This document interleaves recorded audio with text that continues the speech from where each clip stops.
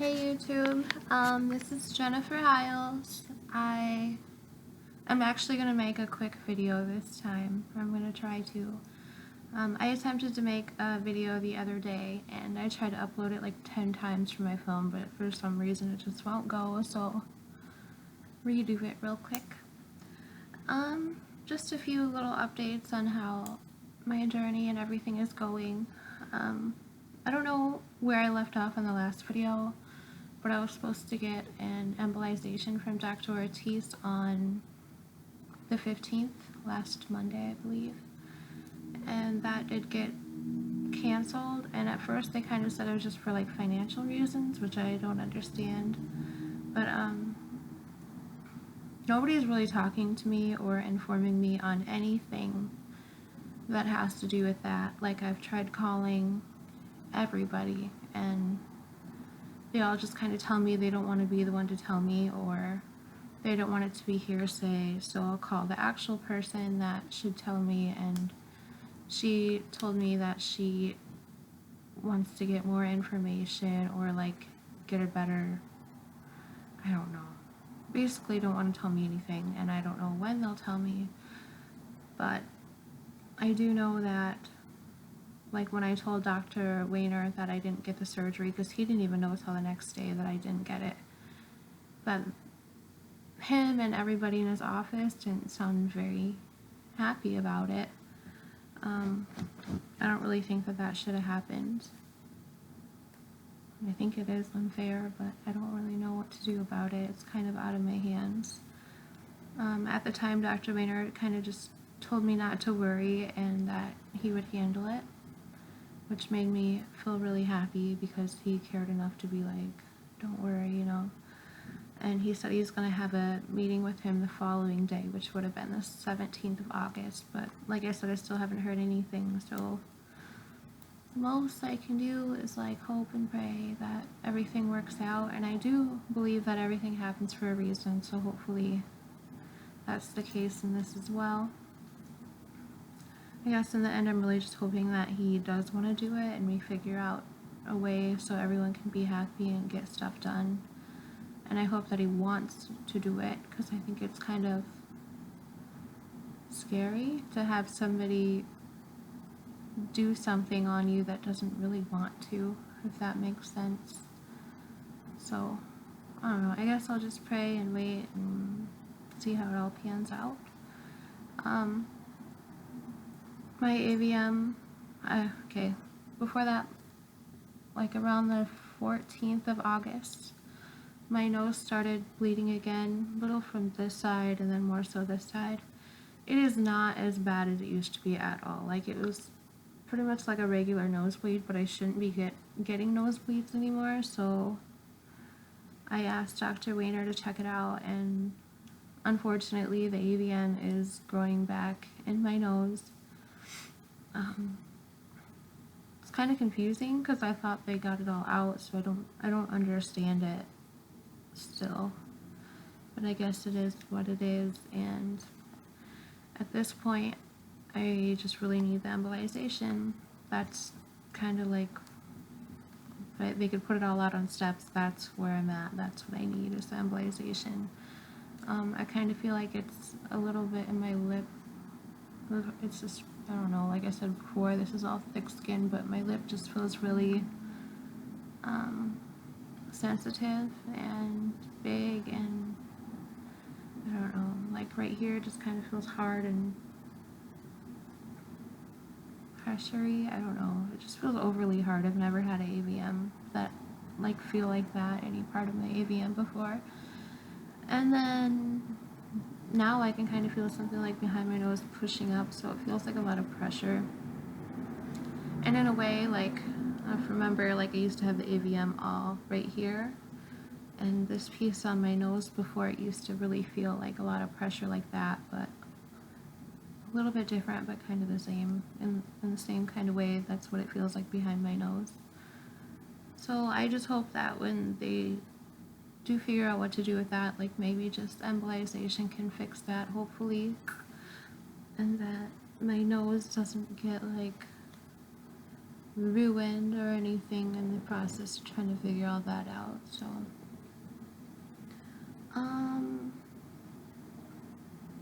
I had my pre-op today. That went really good, and I passed that, of course. I have a surgery Friday.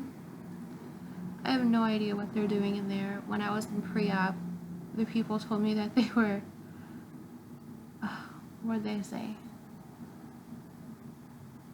Excising. I don't know. I don't know what word it was, but it meant removing. They said they were removing my forehead and removing my nose. And I was like, what? Like, what are you talking about? And they're like, what do you mean? Isn't that what you're having done? And I was like, I'm pretty sure they're not removing my forehead. There's nothing to remove on my forehead. And please don't remove my nose.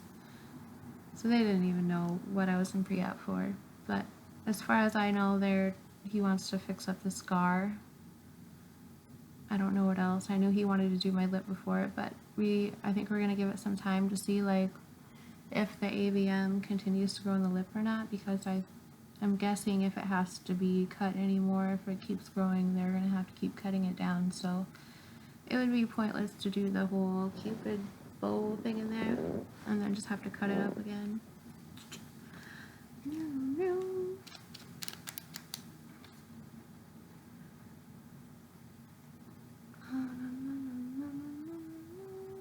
Sorry, I can't read and think at the same time.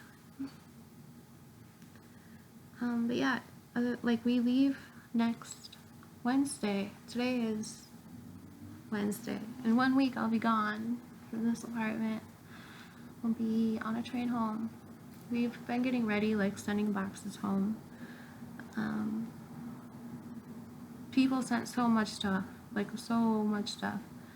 And thank you all for that. Like, in the times that I did have to be at home and not really be able to do anything, it was so nice to have like letters and messages and like things for the toys or the girls, just to see like their little faces light up and be like, wow, especially if their little friends or something wrote them, or just anybody. It just meant a lot, and it was really nice to see them getting some love that way. I really appreciated that, and so did they. We all did. But there was so much stuff, like they couldn't have possibly needed that much stuff. Like that's how much stuff was sent here. It was crazy. And so a lot of it I only sent home 3 boxes total, and that's like of everything. So we literally had like 10 to 12 grocery bags full of toys, and we took them down to the park, and I got to be able to see the kids, like see the joy in their faces when they're able to give to other people. And so thank you guys for giving them the opportunity to do that. It was really fun. They would kind of coach the kids on the good toys or like their favorite ones and be like, you should get that one, and it made them really happy. So we had fun with the toys like more than once. Thank you for all of that.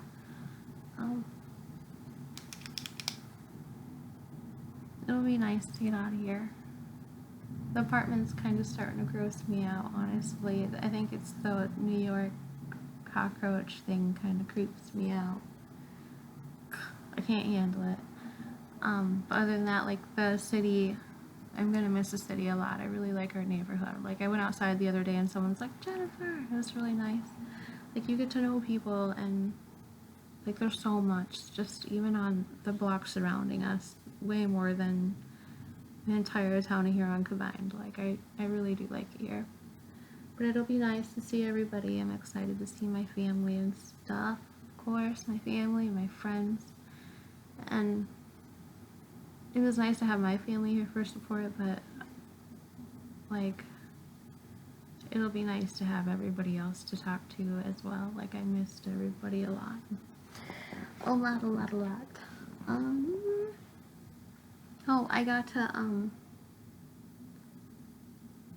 I got to see Dr. Kosh the other day, my plastic surgeon. I hadn't seen him in like a month. And it was so nice to be able to go in and see him again.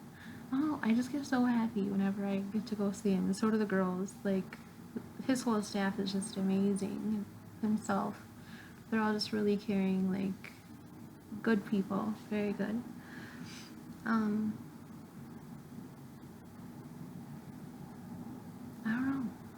Like, it's hard to have somebody do something so big for you and then just say thank you. Like, that doesn't ever feel like enough, and I don't feel like it will ever be enough. And I know I'm gonna see him again, and the procedures with him aren't over, but just for the time being here, it meant so much for me and my family to be able to have him and them, like, in our lives. Like, the biggest part of it is, like, he didn't have to do anything to help me. He's the one who built my nose for me. But he did so much more than that, and I don't know, there's like a lot of doctors out there, and I feel like you could go to the best doctor in the entire world, like, they could be the absolute best, no one better than him. But if he doesn't make you feel comfortable, if he doesn't have good bedside manner, if he makes you feel rushed, if he doesn't really listen, if he don't make you, like, feel any kind of comfortable, then I don't feel like that's a good doctor. And I've seen plenty of doctors throughout my entire life, and I think I know a good doctor when I see one, and he is literally the best doctor, honestly, that I have ever seen in my entire life. There are so many times when I just feel like people weren't listening to me or listening to my concerns, or I just felt scared, or I would ask something and, you know, it was nice for them to just to be like, well, it wasn't nice. They would just tell me to trust them or not worry about stuff or whatever, you know. Or, like, I'd go in their office and they'd be like, kind of rushing a little bit. But with him, I got the complete opposite reaction to everything. Like, it was all completely positive. He listened to everything. He'd even call me if I was at home and worried, or if I called him back 5 times. He didn't make a big deal about it, and he didn't make me feel bad about it. Or if, like, before surgery, I would be scared and feel like nobody's listening to me, why isn't anybody talking or something, you know, or like, why isn't anybody answering my questions? And then with the surgeries that he was a part of, he would actually take the time and come in the room and explain everything to me, address my concerns, and completely listen to me 100%, and that made a huge difference.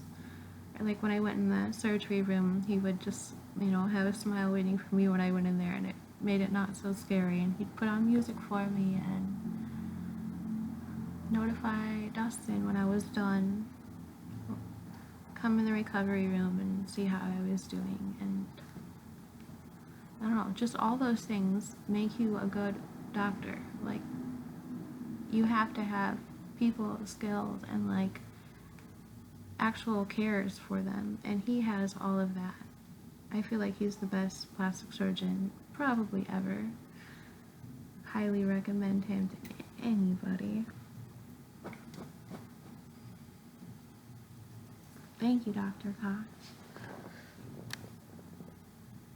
Like, seriously, I don't need, like, however hard this last 4 months was,